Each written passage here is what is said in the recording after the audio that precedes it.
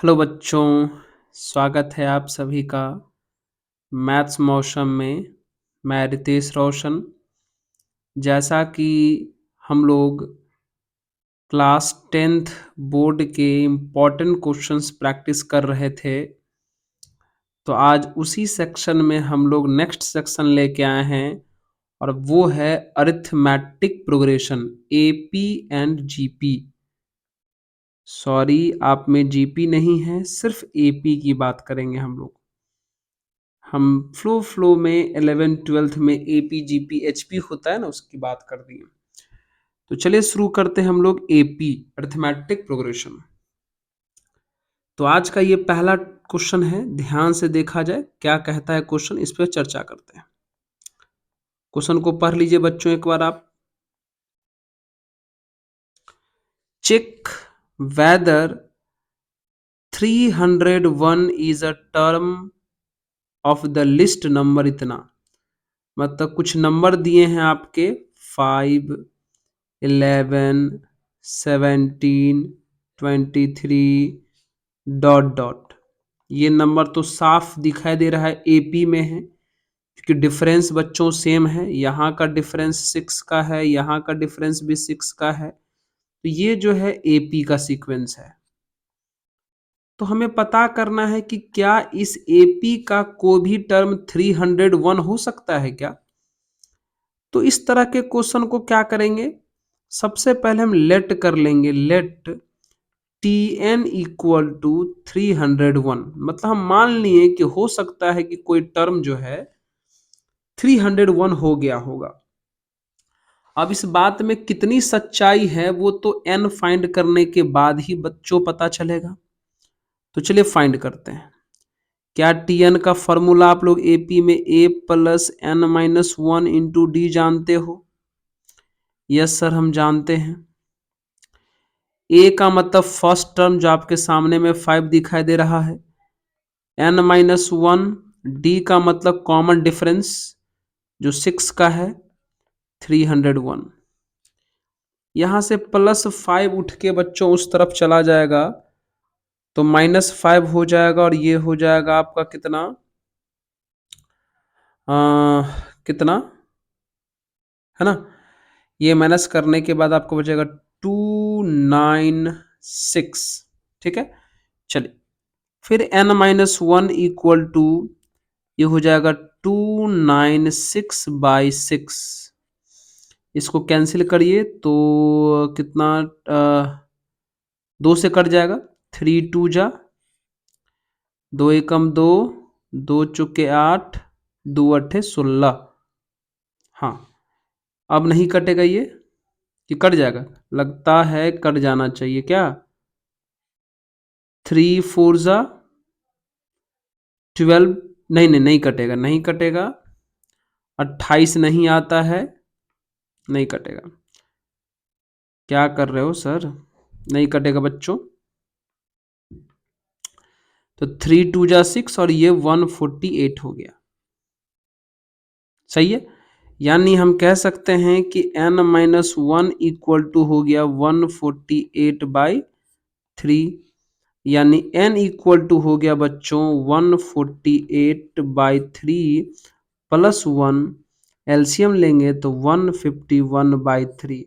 अब ये आपको दिखाई दे रहा है ये काउंटिंग नंबर यानी नेचुरल नंबर नहीं है। इसका मतलब हम कह सकते हैं कि कोई भी टर्म 301 इस दिए गए एपी का नहीं हो सकता है। तो no any term can be possible, can be possible. No any term can be possible which is equal to 301। ऐसा कोई टर्म पॉसिबल नहीं है जो 301 हो जाए। ठीक है, चलिए, क्योंकि यहां पे n का जो वैल्यू आया वो कोई काउंटिंग नंबर नहीं आया। तो चलिए शुरू करें, नेक्स्ट क्वेश्चन की तरफ बढ़े। हाँ आइए सर, चलिए अगला सवाल। तो ये रहा अगला सवाल आपके स्क्रीन पर, इसको भी सॉल्व किया जाए। क्या है? कहता है कि if the 11th term from last of the AP इतना, मतलब ये जो एपी दिया हुआ है आपको, ये जो एपी है बच्चों, 10, 7, 4 डॉट डॉट -62, इसका हमें लास्ट टर्म, सॉरी लास्ट से 11th टर्म फाइंड करना है। लास्ट से कौन सा टर्म फाइंड करना है? 11th term.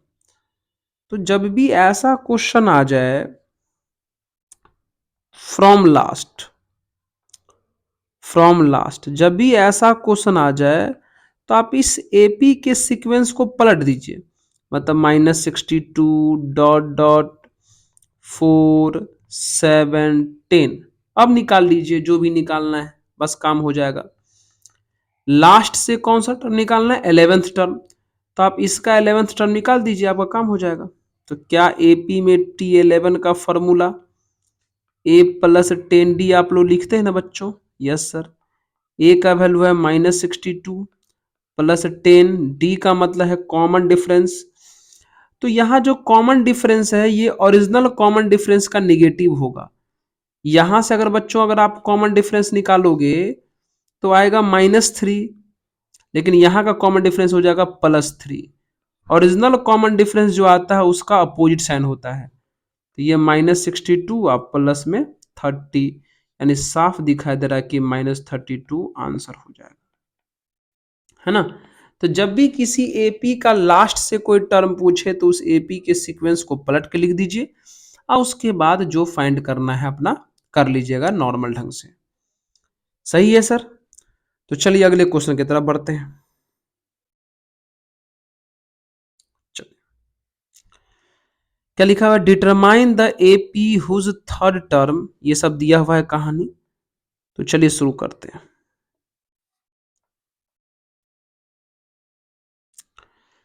क्या लिखा हुआ है? Third term, determine the AP whose third term is 16, मतलब T3 का वैल्यू बच्चों 16 दिया हुआ है। And seventh term, and seventh term exceed the fifth term by 12, मतलब सेवेंथ टर्म जो है वो फिफ्थ टर्म से 12 ज्यादा है, ऐसा क्वेश्चन में कहा गया है। तो चलिए पहले इसी को सॉल्व कर लेते हैं। तो क्या लगता है? T7 को हम लोग A+6D लिख सकते हैं, T5 को हम लोग A+4D लिख सकते हैं, और यहां पर बगल में 12 है। ए से ए कैंसिल हो गया, तो बच्चों क्या आ गई है? 6D - 4D = 12, यानी कितना बोल सकते हैं? ये 2D = 12। इसका मतलब यहां से D के जो वैल्यू आ गए बच्चों 6 आ गए। अब यहां रख दीजिए T3, यानी A+2D लिख सकते हैं, =16 है। ए डी का वैल्यू 6 आया तो ये 12 हो जाएगा, =16। ये प्लस में उधर गया माइनस में, तो ए का वैल्यू कितना आ जाएगा? 4 हो गया। हमें एपी निकालना है, तो आप जानते हैं एपी का मतलब होता है फर्स्ट टर्म लिख लेना और कॉमन डिफरेंस को ऐड करते चले जाना। तो फर्स्ट टर्म बच्चों 4 है लिख ली और कॉमन डिफरेंस ऐड करते चले गए, तो 10, 16, 22, 28, 34, इस तरीके से जो आगे बढ़ते चले जाएंगे, यही आपका आंसर हो गया। सही है क्या? हाँ, जो भी डाटा जो भी इंफॉर्मेशन था उसका यूज कर लिए और वहां से ए और डी निकाल करके एपी बना दिए। चलिए अगले सवाल की तरफ। क्वेश्चन पढ़ रहे हैं बच्चों, इसको आप पढ़ लीजिए। क्वेश्चन में क्या बोला? क्वेश्चन में बोला कि two AP have the same common difference, मतलब दो एपी है जिसका कॉमन डिफरेंस सेम है। Let common difference equal to d. दो एपी हैं, दोनों का कॉमन डिफरेंस सेम है। The difference between their 100th term, उसके 100 टर्म के बीच का डिफरेंस, मतलब T100 माइनस T100। देखिए दो अलग अलग एपी है तो हमने अलग अलग सिंबल भी यूज किए। ये 100 दिया हुआ है, तब कहता है what is the difference between 1000 term. अच्छा ठीक है, कॉमन डिफरेंस सेम है।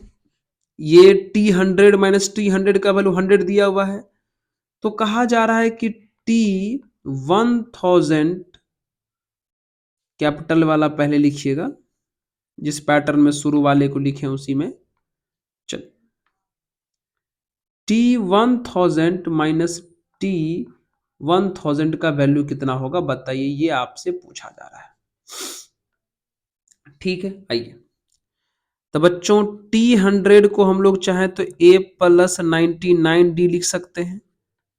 थोड़ा AP अलग है तो सिंबल भी अलग यूज कर रहे हैं। यहाँ A प्लस 99D कहोगे सर D क्यों सेम यूज कर रहे हो, तो क्वेश्चन में बच्चों बोला है कि D दोनों का सेम है। चलो इसको सॉल्व करोगे तो A प्लस 99D आ जाएगा, ये हो जाएगा minus A minus 99D equal to 100। ये से ये हो गया कैंसिल, ने simple A minus A equal to आ जाएगा 100। जो हमें फाइंड करना उसको लेके बढ़िए। हमें फाइंड करना है T1000 माइनस T1000 बच्चों। T1000 को A प्लस 999D लिख सकते हैं, उसी प्रकार यहां भी लिख सकते हैं A प्लस 999D लिख सकते हैं। इसको सॉल्व करिए तो A प्लस 99D माइनस से मल्टीप्लाई करिए तो माइनस A माइनस 99D, ये और ये कैंसिल हो गया तो बचा कितना A माइनस A, और A माइनस A का वैल्यू हमने निकाला है 100। इसका मतलब 1000 टर्म में से 1000 टर्म को माइनस करेंगे दोनों AP का, उसका भी आंसर 100 ही डिफरेंस आएगा। समझ गए क्या? Yes sir. चलिए अगले सवाल में बढ़ते हैं।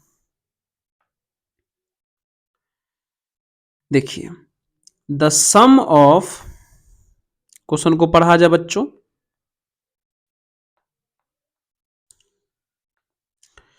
The sum of 4th and 8th term of an AP is 24। मतलब T4 और T8 दोनों मिला के 24 दिया हुआ है। And the sum of the 6th and 10th, 6th and 10th term is 44। ये दो कहानी दिया है बच्चों। फाइंड द फर्स्ट 3 टर्म, तो कहता है शुरू से 3 टर्म निकालिए। आइए तो बताइए बच्चों, T4 का फॉर्मूला A प्लस 3D लिख सकते हैं, T8 का फॉर्मूला A प्लस 7D लिख सकते हैं इक्वल टू 24। तो साफ है A और A 2A plus 10D equal to 24 आ जाएगा। यहां की अगर बात करें T6 को हम लोग A प्लस 5D लिख सकते हैं, इसको हम लोग A प्लस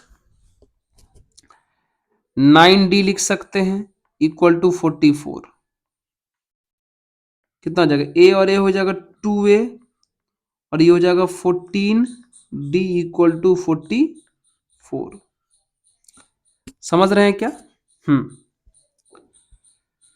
चलिए अब दोनों को एक जगह इकट्ठा करिए तो 2A plus 10D equal to 24, 2A plus 14D equal to 44। Minus करिए, माइनस माइनस माइनस, ये दोनों कैंसिल हो गया। कितना बचा, -4D इक्वल टू, यहां से बच्चों बचा माइनस में 20, तो इसका मतलब D का वैल्यू बच्चों यहां से आ गया 5। D हो गया सॉल्व। अब A निकालिए तो किसी में रख दीजिए बच्चों, तो 2A प्लस 10D में ही रख दीजिए, 24 है हमारे पास। 2a, डी का वैल्यू 5 आया तो यहाँ पर 50 हो जाएगा इक्वल टू 24, यानी 2a इक्वल टू हो जाएगा -26, तो therefore a equal to हो जाएगा माइनस में 13। तो देयर फोर ए पी कितना हो जाएगा बच्चों, फर्स्ट 3 टर्म लिखना है, तो क्या करेंगे, फर्स्ट टर्म लिख करके कॉमन डिफरेंस ऐड करेंगे, तो -13 में 5 ऐड करेंगे तो -8, -8 में 5 ऐड करेंगे तो माइनस में 3, आंसर हो गया। यही करना था, शुरू से 3 टर्म आपको लिखने थे और हमने इन दोनों को लिख लिया। किसी को कोई दिक्कत है? नो सर, जल्दी से इसको नोट कर लीजिए, कैलकुलेशन सब चेक कर लीजिएगा, कहीं पर दिक्कत तो नहीं आ रहा है। हाँ सर, ये बात तो है, आप कैलकुलेशन बहुत मिस्टेक करते हो कभी कभी। हाँ हाँ हाँ, ये बात है। चलो ठीक है, हमारे अनुसार तो कैलकुलेशन भी ठीक लग रहा है। चलिए आगे बढ़ जाते हैं, अगला सवाल से मुलाकात करते हैं। ये रहा अगला क्वेश्चन। क्वेश्चन पूछा है कि how many 3 digit numbers are divisible by 7, मतलब 7 से डिवाइड होने वाले 3 डिजिट के कितने नंबर होंगे। तो सबसे पहले ये पता करिए कि 3 डिजिट का सबसे पहला नंबर क्या होता है, 100, और आखिरी नंबर होता है 999। तो पता करिए कि क्या 100 7 से डिवाइड होगा। No sir. तो कैसे पता करें, देखो ये रूल बता देते हैं, हमको इससे पता है कि अगला क्या होगा, लेकिन रूल बता देते हैं। तो 7 1 जा 7, 3, 7 4 जा 28, रिमाइंडर बचा 2। तो बाबू रिमाइंडर बचा 2, तो 100 में से 2 डिवाइड माइनस कर दो, तो बचा 98, मतलब 98 जो है 7 से डिवाइड हो जाएगा। लेकिन समस्या है कि 98 नहीं ले सकते हैं, क्योंकि 98 2 डिजिट का नंबर है और हमें चाहिए 3 डिजिट का नंबर। तो सिंपल बात है, 98 के अगला 98 के अगला टर्म कौन होगा जो 7 से कट जाएगा। 98 में 7 ऐड कर देंगे, 105, समझ रहे हो, 112 हो जाएगा, फिर 119 हो जाएगा, इस तरीके से आगे बढ़ेगा। अब देखना है कि आखिरी कौन होगा, तो उसी प्रकार से 999 को भी क्या करो, 7 से डिवाइड करो। तो 7 1 जा 7, 7 4 जा, फिर 7 2 जा, तो बचा रिमाइंडर 5। इसका मतलब 999 में से 5 माइनस कर लीजिए, यानी बचेगा 994। हो गया, बात खत्म है। तो ए का वैल्यू यहां पर 105 दिखाई दे रहा है, डी का वैल्यू बच्चों यहां पर 7 दिखाई दे रहा है, और सबसे लास्ट वाले को टीएन मान लीजिए 994। अब टीएन का फॉर्मूला आप जानते हैं, A plus N minus 1 into D बराबर 994। सर 994,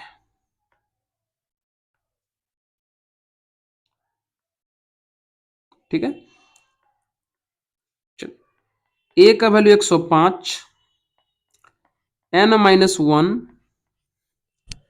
डी का जो वैल्यू है कितना है बच्चों, डी का वैल्यू 7, 994। तो ये हो गया n-1 इंटू 7 बराबर हो जाएगा 994 और -105, यानी n-1 इंटू 7 बराबर हो जाएगा कितना, 4, 9 बचा, 8 बचा, और ये 8 बचा, सही है। 9 5 14, 8 1 9, 8 1 9, सही है।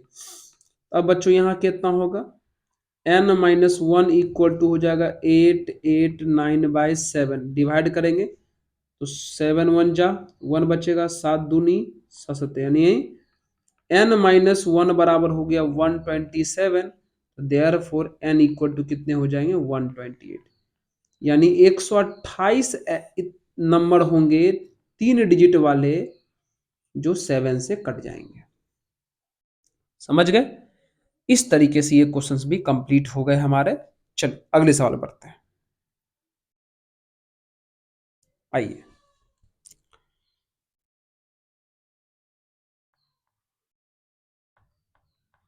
क्या लिखा, कहता है कि a manufacturer of TV sets produce 600 sets in the third year मतलब तीसरे साल, मतलब T3 मान लेते हैं, द T3 यानी थर्ड ईयर में 600 टीवी सेट बनाया, and 700 sets in the seventh year, और सेवेंथ ईयर में 700 टीवी बनाया। Assuming that the production increases uniformly by a fixed number every year, कहता है यह मान लीजिए कि हर एक साल प्रोडक्शन जो बढ़ता है तो एक यूनिफॉर्म रेट से बढ़ता है, मतलब हर एक साल अगर मान लो पहला साल अगर 50 टीवी बढ़ा होगा तो अगले साल भी 50 बढ़ेगा, अगले साल भी 50 बढ़ेगा, मतलब टीवी का बढ़ना टीवी का बढ़ना एपी का सीक्वेंस है, ऐसा इनका कहना है। तो पहले इससे क्या जानकारी मिलता है पहले वो पता करो। तो बाबू T3, तो T3 को हम लिख सकते हैं ए प्लस कितना 2D बराबर 600, बगल में है T7, तो T7 को क्या लिख सकते हैं बच्चों, ए प्लस 6D बराबर 700, तो ए प्लस 2D बराबर 600, एक था 700, सॉल्व करिए तो इसको, ये माइनस माइनस माइनस कैंसिल हो गया, कितना बचा, ये -4D इक्वल टू माइनस में 100 हो गया, तो देयर फोर यहां से D इक्वल टू कितना आ जाएगा बच्चों 25, D का वैल्यू आ गया 25, ए निकाल लीजिए, तो ए प्लस 2D बराबर 600 है, ए 25 रखेंगे तो 50, 600, तो प्लस में उधर चला गया माइनस में, तो ए कितना आ जाएगा 550, सही है। अब क्वेश्चन में क्या बोला, पहला बात बोला है क्वेश्चन में, the production in the first year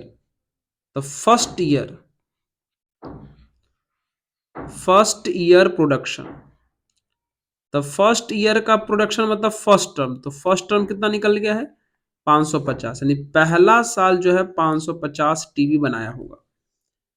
the production in the tenth year का मतलब वो T10 पूछा है आपसे, T10 का मतलब हो गया ए प्लस 9D,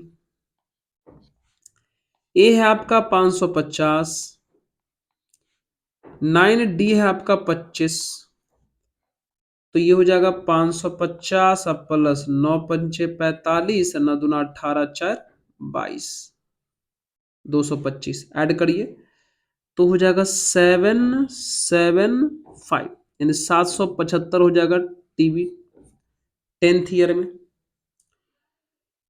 फिर तीसरा सवाल पूछा,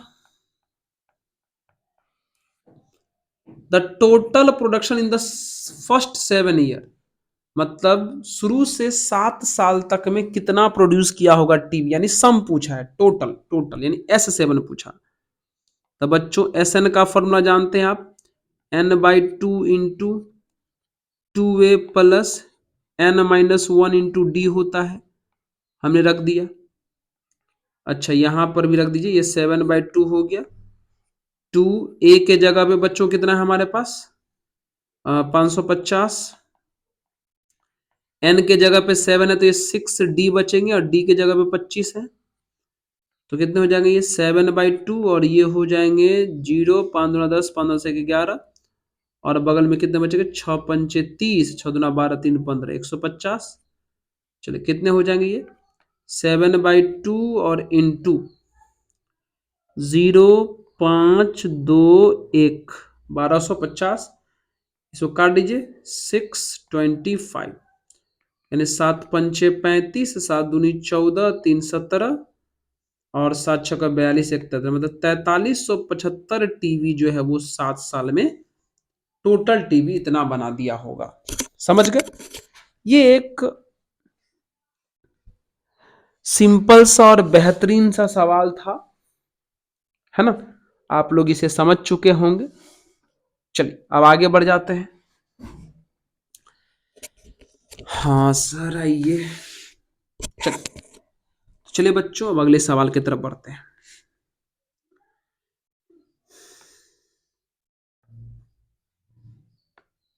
क्या है? तो देखिए, तो क्वेश्चन में क्या लिखा? क्वेश्चन लिखा है कि how many term of the AP must be taken to give a sum of 636। थोड़ा सा राइटिंग एकदम सट सट के आ गया है। कोई एपी है 9, 7, 25 इस तरीके से। कहता है इस एपी में कितने टर्म डालें ताकि उसका जो सम है यानी एस एन जो है वो 636 हो जाए। तो लगा दीजिए बच्चों। एस एन का फॉर्मूला आपको पता है क्या होता है? n/2 into 2a plus n-1 into D equal to 636। चलिए n/2, a का वैल्यू 9 है तो बच्चों ये 18 हो जाएगा। n-1 डी का वैल्यू कितना आ जाएगा बच्चों 8। 636 तो ये n/2 हो गया। यहाँ पर 18 एक्सपेंड करेंगे तो ये 18 8n-8 हो जाएगा इक्वल टू 636 हो जाएगा। ये n/2 ये हो जाएगा 10 प्लस 8n इक्वल टू 636। ऊपर से बच्चों 2 कॉमन कर लेंगे तो ये कितना बचेगा?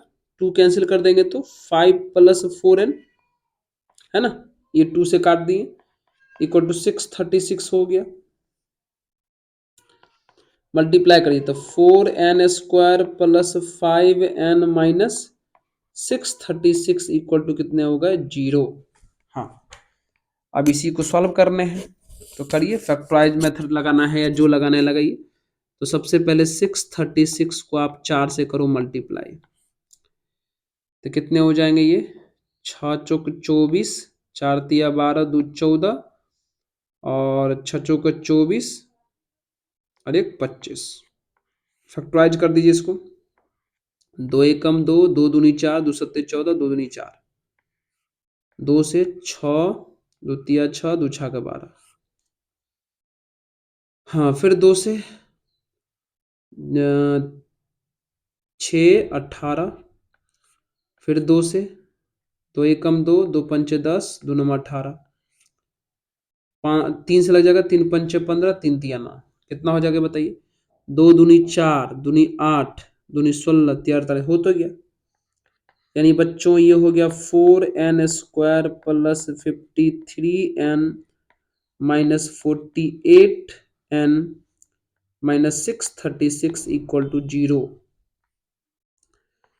यानी हम यहां से क्या कॉमन करें? सिर्फ n कॉमन कर सकते हैं तो यहां बचेगा 4n प्लस 53 और यहां से अगर हम 12 कॉमन कर लें, 12 माइनस 12 तो 4n प्लस 12 कॉमन करेंगे तो कितना हो जाएगा? 12 पंचे 60 और 12 तिया 36।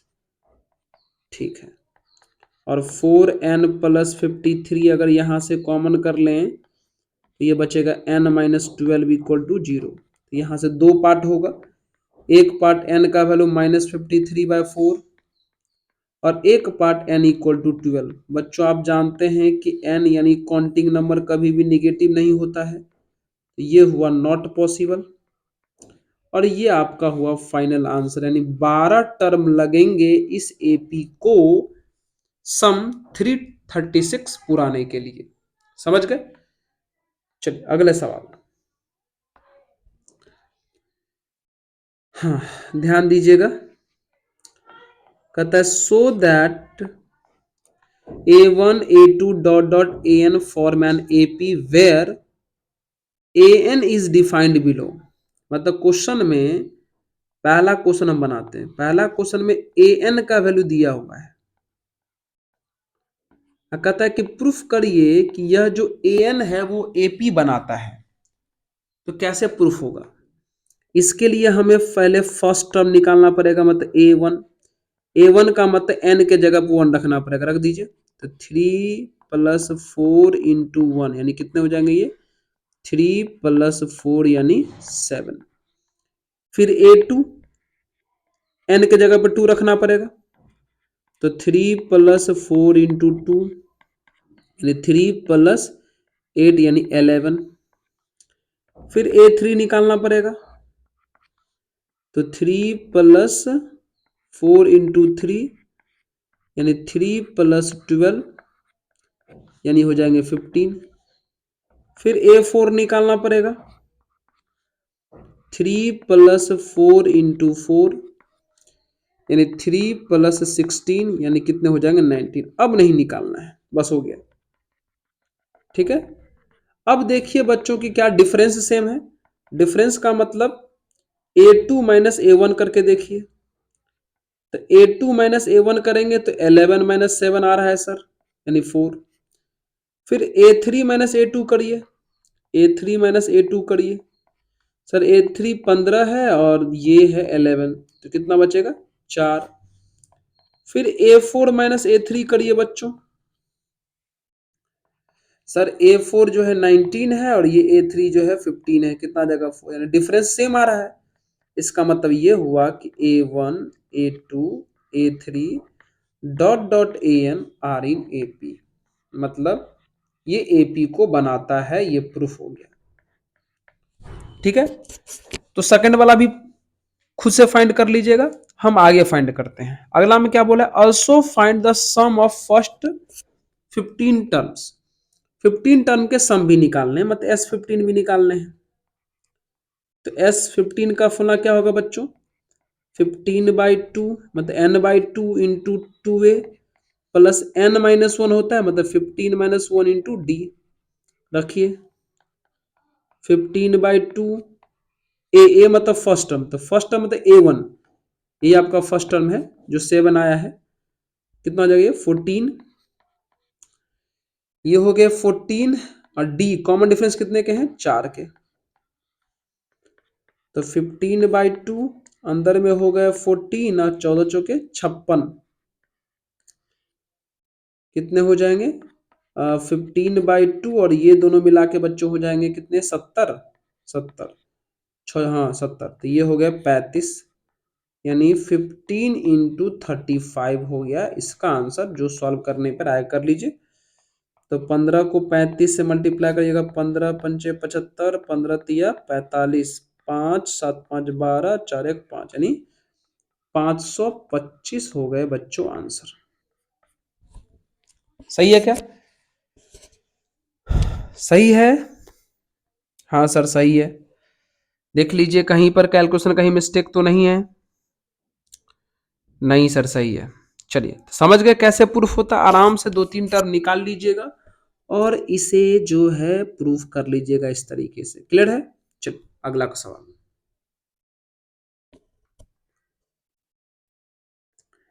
ये क्वेश्चन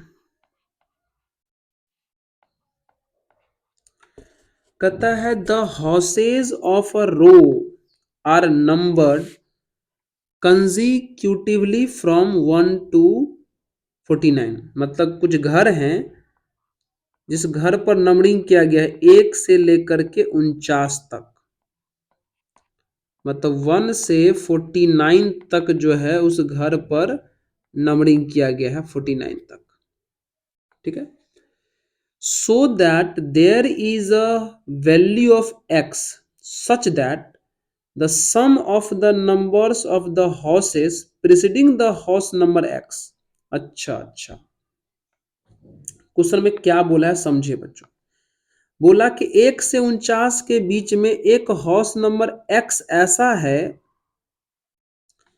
ताकि x से 1 से x से पहले तक का, 1 से x से पहले तक का और x के बाद से लेकर के 49 तक का सम दोनों का सेम है। क्वेश्चन में क्या बोला कि 1 से 49 के बीच में एक ऐसा घर x है, इस तरीके से है ताकि 1 से लेकर के हाउस नंबर x से पहले तक का सम करते हैं और हाउस नंबर x के बाद से लेकर के 49 तक का सम करते हैं तो वैल्यू सेम आता है। तो बताइए तो बच्चों, x से पहले कितने घर हुए होंगे? x माइनस 1 घर हुए होंगे। ठीक है, अकॉर्डिंग टू क्वेश्चन, ध्यान दीजिए, अकॉर्डिंग टू क्वेश्चन मतलब 1 से लेकर के x माइनस 1 तक के घर का सम जो है x के बाद यानी x प्लस 1 से लेकर के 49 तक का जो सम का सेम है। मतलब x के बाद ये जो घर होगा ये x प्लस 1 वाला होगा ना, तो यहां से लेकर के 49 तक का जो है सम सेम है। तो क्या करें, एक काम करिए, ये 1 से लेकर के x माइनस 1 तक का तो आप लिख लिए। अब x प्लस 1 से अगर 49 तक निकालना है तो क्या करते हैं, 1 से लेकर के 49 तक निकाल लेते हैं और 1 से लेकर के x तक को माइनस कर देते हैं, बात खत्म। अपने आप x प्लस 1 से 49 तक नहीं आ जाएगा ना। देखिए, अगर हम बच्चों ऐसे चले, अगर हम 1 से लेकर के 49 तक के घर का सम निकाल लेते हैं और उसमें 1 से लेकर के x तक के घर का सम माइनस कर देंगे तो अगला x प्लस 1 से 49 तक का हो जाएगा ना, हो गया। तो वही किए, 1 से लेकर के x माइनस 1 तक कर लिए और फिर x के बाद x प्लस 1 से 49 तक का जो होगा वो कर लिए। आप सॉल्व कर दीजिए, करिए। क्या होगा formula, n/2 into 2a plus n minus 1 into D. फिर यहां कर लीजिए n/2 into 2a plus n minus 1 into D. फिर यहां कर लीजिए माइनस, कितना हो जाएगा ये x/2 into 2a plus n minus 1 into D. चलिए हर एक जगह वैल्यू हम पुट करते चले जाते हैं, ध्यान देते रहिएगा। चलिए x माइनस 1/2 बच्चों, a फर्स्ट टर्म जो हमारा 1 है तो ये 2 हो जाएगा, कॉमन डिफरेंस भी 1 है तो कितना हो जाएगा ये x माइनस 1 ऑफ माइनस 1 हो गया। चलिए इक्वल टू 49/2, यहाँ भी a हमारा 1 है तो 2 हो जाएगा। ये 48 d हमारा 1 है तो लिख के क्या करेंगे बच्चों, फिर माइनस x/2, यहाँ भी a हमारा 1 है तो 2 हो जाएगा, d हमारा 1 है तो x माइनस 1 ही रह जाएगा। चलिए चलिए 2 से ये दोनों मिला के कैंसिल हो गया तो x इंटू एक्स माइनस 1/2 बचा। यहाँ कितना हो जाएगा, ये 49 इंटू 50/2 हो गया। ठीक है, ये कितना बचा, ये हो गया x इंटू एक्स प्लस 1/2 हो गया। ठीक है, तो चलिए x इंटू एक्स माइनस 1/2 और उसको इधर ले आइए तो x into x plus 1/2 equal to, cancel कर दीजिए इसको 25 से, तो कितना हो जाएगा ये 49 इंटू 25। सही है, तो कितने हो जाएंगे, इसका एलसीएम लेंगे तो कितना हो जाएगा, ये हो जाएगा एलसीएम तो बच्चों 2 ही हो जाएगा। कितना हो जाएगा ये हो जाएगा x का एक्स स्क्वायर माइनस एक्स, ये हो जाएगा x का x square plus x equal to 49 into 25। हमको लगता है फिर से 50 हो जाएगा यहाँ पर, तो ये दोनों कैंसिल हो गया तो कितने हो जाएंगे, ये हो जाएगा 2x square upon x equal to 49 into 25। Sorry नीचे में 2 था ना, नीचे में सर 2 था, तो ये से ये कैंसिल हो गया। चलो अब देखिए बच्चा एक्स स्क्वायर, तो एक्स स्क्वायर इक्वल टू आ गया 49 इंटू 25। स्क्वायर हटेगा तो बच्चों यहाँ से रूट चढ़ जाएगा, तो रूट चढ़ेगा तो x इक्वल टू कितना हो जाएगा 49 इंटू 25, यानी x इक्वल टू हो जाएगा 7 इंटू 5 यानी 35। यानी हाउस नंबर 35 से पहले तक का सम और 35 से बाद तक का सम क्या होगा, सेम होगा। समझ गए, कैलकुलेशन था छोटा सा कॉन्सेप्ट था, उस पे आधारित ये सवाल है। ठीक है, चलिए अगले सवाल में बढ़ते हैं हम लोग। ये देखिए,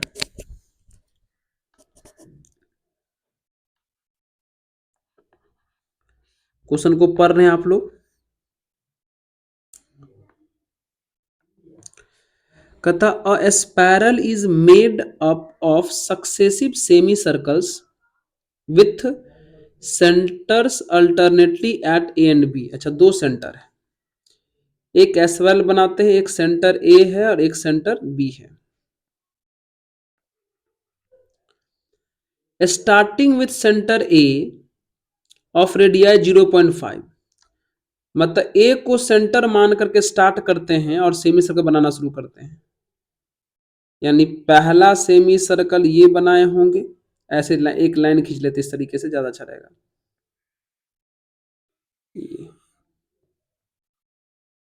पहला सेमी सर्कल ए को सेंटर मान के बनाए, दूसरा सेमी सर्कल बी को, फिर तीसरा सेमी सर्कल फिर से ए को ऐसे करके, चौथा सेमी सर्कल फिर से बी को ऐसे करके बनाए अल्टरनेटली। मतलब पहले ये पहला सेमी सर्कल है, ये दूसरा सेमी सर्कल है, ये तीसरा सेमी सर्कल है और ये चौथा सेमी सर्कल है। इस तरीके से जो है जा रहा है। ठीक है, पहले ए को सेंटर माने तब एक सेमी सर्कल बनाए, फिर बी को माने तब बनाए, फिर सी को माने, फिर ए को माने तब बनाए, फिर ए को, फिर बी को, इस तरीके से जा रहे हैं। तो कहता है कि what is the total length of such spiral made. तो कहता है बताइए सेमी सर्कल को बनाने में कितने लेंथ लगे होंगे। तो बाबू ये जो स्पाइरल बन रहा है वो तो सेमी सर्कल का बन रहा है। तो फर्स्ट सेमी सर्कल का जो सरकमफेरेंस है बाबू, वो तो पाई आर वन हो जाएगा, क्योंकि पूरा सरकमफेरेंस होता है 2 पाई आर। यहां तो सेमी सर्कल है, उसका सरकमफेरेंस कितना हो जाएगा, पाई आर। तो पाई और आर है बच्चों 0.5। ठीक है, उसी के प्रकार सेकंड सेमी सर्कल की बात करें तो पाई आर टू, और दूसरा रेडियस है कितना 1.0 हो गया। उसी प्रकार थर्ड सेमी सर्कल की बात करें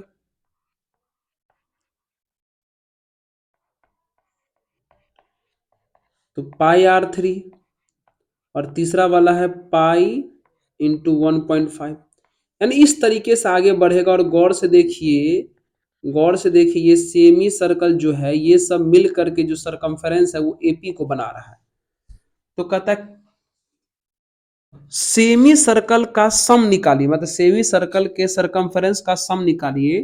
और टोटल सेमी सर्कल जो है 13 बनाए गए हैं। मतलब हमसे हमसे हमसे बच्चों S13 पूछा गया है। तो S13 का फॉर्मूला कितना हो जाएगा, 13/2 into 2a plus n-1 into D. तो रखना शुरू करिए, 13/2 2a, ए के जगह फर्स्ट टर्म यानी पाई इंटू कितना 0.5 प्लस 12, डी का मतलब कॉमन डिफरेंस। तो बताइए ये सेकंड में से फर्स्ट को माइनस करेंगे, सेकंड में से फर्स्ट को माइनस करेंगे, मतलब पाई 1.0 माइनस पाई 0.5 को माइनस करते हैं बच्चों, तो पाई कॉमन कर लेंगे तो 1.0 माइनस 0.5, ये शायद सॉल्व करने पर फिर से आपको पाई इंटू 0.5 ही आ जाएगा। मतलब कॉमन डिफरेंस पाई इंटू 0.5 है। ठीक है, तो कितने हो गई ये 13/2। क्या कॉमन कर सकते हैं यहाँ से आप, पाई इंटू 0.5 कॉमन कर सकते हैं, कर लो। अंदर में 2 बचेगा और 12 बचेगा। ठीक है, रखो सब का वैल्यू 13/2, पाई का वैल्यू 22/7, 0.5 5/10, और ये हो जाएगा 14। सॉल्व करिए तो 7 2 जा 14, 2 से 2 कैंसिल, 5 2 जा 2 से 11 कैंसिल, यानी कितना हो जाएगा 143 सेंटीमीटर है कि बच्चों मीटर है, सेंटीमीटर। यानी टोटल सेमी सर्कल जो बनेंगे उनके सभी सरकमफ्रेंस के जो लेंथ है 143 सेंटीमीटर हो जाएंगे। सही है क्या? हाँ सर। चलिए अगले सवाल पढ़ते हैं। आइए अगला सवाल, ये ध्यान देंगे बच्चों।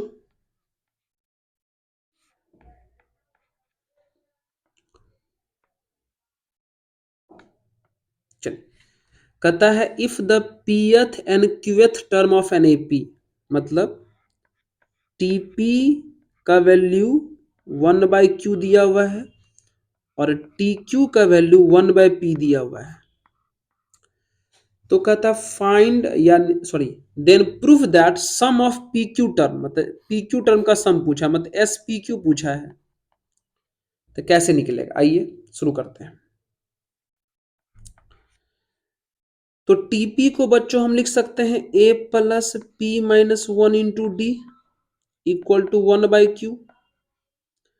टीक्यू को बच्चों हम लोग लिख सकते हैं A plus Q minus 1 into D equal to 1/p।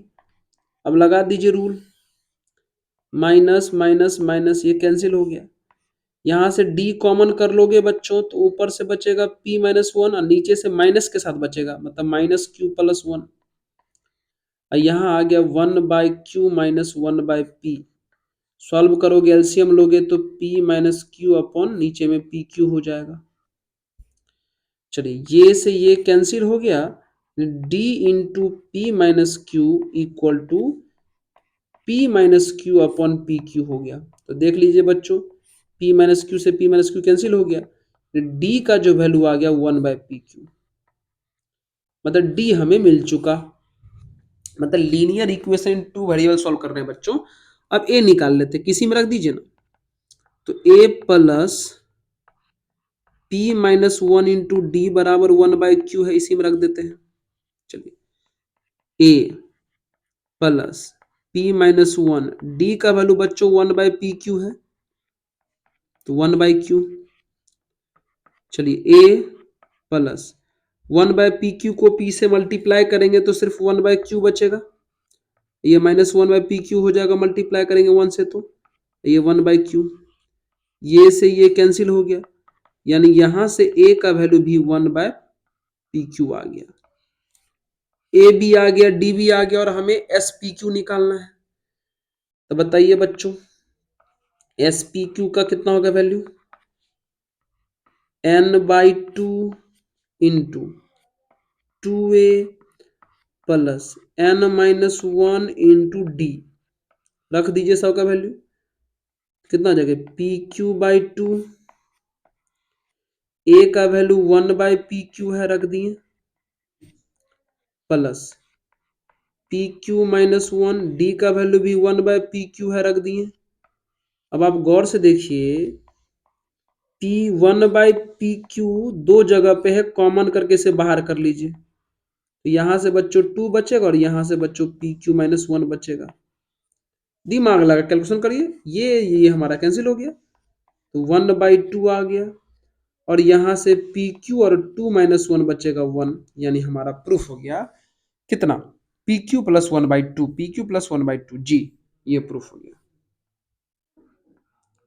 ठीक है, तो ये नॉर्मल जो है क्वेश्चन था, बस थोड़ा सा अननोन्स अल्फाबेटिकल थे तो इसलिए थोड़ा ये हार्ड लगते होंगे आप लोगों को, लेकिन कोई बात नहीं, ये क्वेश्चन हम सॉल्व कर देंगे। आइए अगले सवाल पढ़ते हैं। अब देखिए क्या पूछा है क्वेश्चन में, the sum of n 2n and 3n terms are s1 s2 and s3 तब प्रूफ करना है।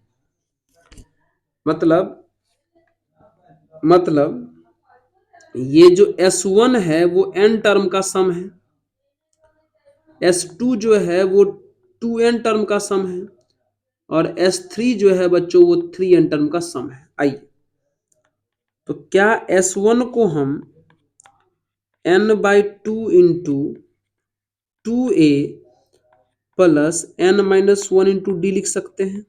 Yes sir. क्या हम लोग s2 को 2n minus 2 sorry 2n/2 into 2a plus 2n-1 into D लिख सकते हैं। Yes sir. क्या हम S3 को 3n/2 into 2a plus 3n-1 into D लिख सकते हैं? अब जो प्रूफ करना है करिए। प्रूफ करना है तो इसका आरएचएस वाला पार्ट थोड़ा सा ज्यादा भारी लग रहा है, तो आरएचएस वाले को लेकर बढ़िए। तो आरएचएस वाले को लेकर बढ़िए। आरएचएस में 3 इंटू S2 माइनस S1 रखिए। 3 S2 का वैल्यू जो है 2n/2 2n/2 into 2a plus 2n-1 into D है, माइनस, और S1 का जो वैल्यू है, S1 का जो वैल्यू है, sorry,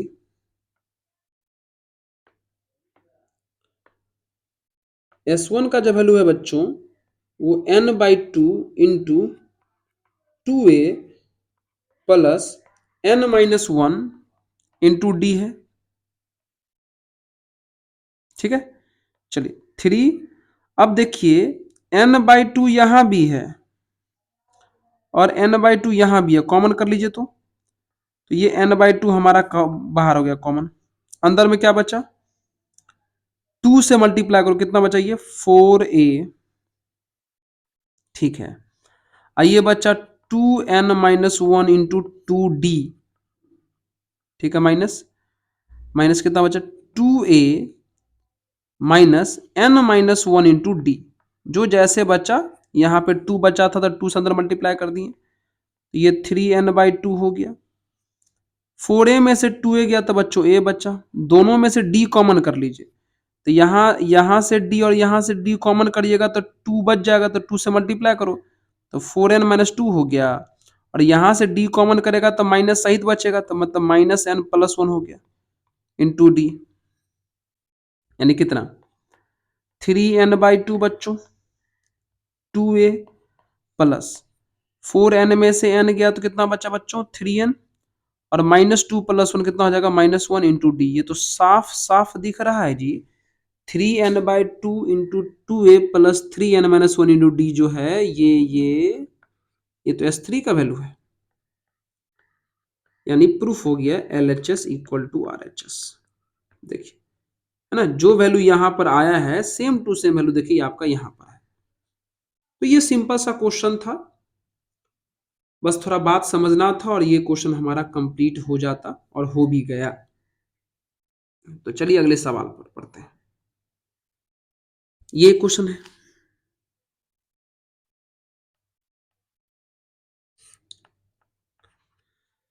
if the sum of first m terms and first n terms are equal, मतलब गिवन है, क्वेश्चन में दिया हुआ है कि शुरू से m टर्म का सम और n टर्म का सम सेम है, तो प्रूफ करना है कि sum of m plus n term, मतलब m प्लस n टर्म का सम जो है 0 प्रूफ करना है। तो कोई बात नहीं, एस एम को बच्चों हम चाहें तो m/2 इंटू क्या लिख सकते हैं 2a plus m-1 into d. S n को चाहें तो हम लोग n/2 इंटू क्या लिख सकते हैं 2a plus n-1 into D लिख सकते हैं। 2 से 2 कैंसिल हो गया, m से अंदर मल्टीप्लाई करिए तो 2am, और यहाँ m से करिएगा तो m² minus m into D बचेगा। यहाँ n से करिए तो 2an, यहाँ कितना बचेगा n² minus n into D बचेगा। चलिए a वाले को एक तरफ कर लेते हैं, तो 2am माइनस 2an ये ऐसे हो गया। अब क्या करिए d वाले को भी ले, ये तो यानी m² minus m into d minus n² minus n into D equal to कितना हो जाएगा 0। यहां से 2a कॉमन कर लेंगे तो बच्चों m माइनस n बचेगा, इन सब में से d कॉमन कर लेंगे तो यहां से बचा m² माइनस m, और यहां से बचा माइनस n² प्लस n हो जाएगा क्योंकि पीछे माइनस लगा हुआ है। तो चलिए 2a into m minus n, ठीक है, अब प्लस d। आइए बच्चों ये जो एम स्क्वायर है और ये जो एन स्क्वायर है, m square minus n square को हम m minus n into m plus n लिख सकते हैं, और इसमें से माइनस कॉमन कर लेंगे तो एम माइनस एन बचेगा। यस सर बचेगा। चलिए अब देखिए, वहां से वहां तक सब में से एम माइनस एन कॉमन हो सकता है, तो एम माइनस एन बच्चों कॉमन कर लेते थे। यहां से बचा 2a, यहां से बचा d, अंदर m माइनस एन कॉमन हो गया तो m प्लस एन बचेगा, m माइनस एन कॉमन हो गया तो -1 बचेगा। Yes sir, equal to 0। अब देख ले गौर से, ये m-1 उधर जाके खत्म हो जाएगा RHS में, यानी क्या बच गया 2a plus m plus n -1 into D बराबर 0, इतना आ गया। ठीक है, और हमें क्या करना था, हमें एस एम प्लस एन का वैल्यू निकालना था, हमें एस एम प्लस एन का वैल्यू निकालना था। बच्चों एस एम प्लस एन को हम लिख सकते हैं कितना, एम प्लस एन बाई 2, क्योंकि एन के जगह पे ही N by 2 into 2a plus N, N के जगह पे एम प्लस एन आ जाएगा, -1 इंटू डी हो गया। अभी आपके सामने में दिखाई दे रहा है बच्चों कि m प्लस एन बाई 2, और ये जो 2a ये वाला जो फैक्टर है इसका वैल्यू अभी कितना आया है बगल में 0 सर, तो कितना आ गया आंसर 0, प्रूफ हो गया। RHS या जो भी बोलो, प्रूफ हो गया। ठीक है, तो इस तरीके से ये क्वेश्चन भी कंप्लीट हो गया, बस थोड़ा सा कैलकुलेशन है और कुछ नहीं है, कुछ नहीं है सर। आइए अच्छे ढंग से देख लीजिए, तो इसको अच्छे ढंग से देख लिए क्या, देख लिए, हाँ सर देख लिए। आइए